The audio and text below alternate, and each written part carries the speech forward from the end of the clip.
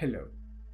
In a past video, I've talked about consent, and while it is very important to get consent before you get going, it is also true that whatever your feelings are before you actually start any activity, you will be very much aware that those feelings can change. And while you're doing something with a partner, your personal boundaries might shift, or their boundaries might shift. And it's sometimes important to allow those to shift. When you go into a tantric exercise or any kind of play, then you set up your boundaries before you go in.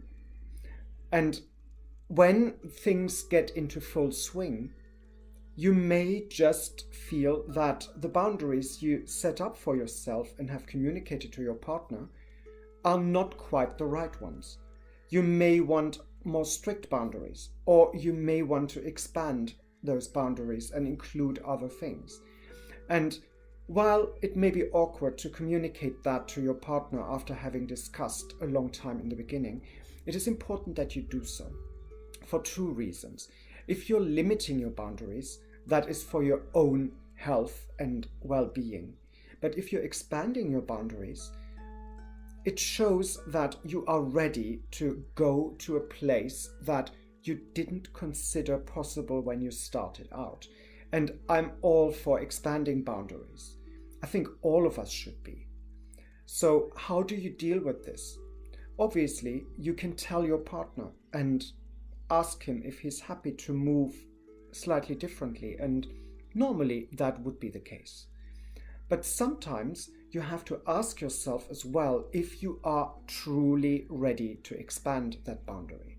Do you really want to go there? And in the middle of an activity, you may not quite be in the right place to make that decision.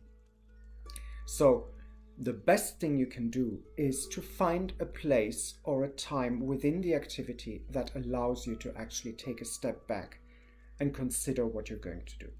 That could be a bathroom break. That could be a moment where you pick up a glass to drink.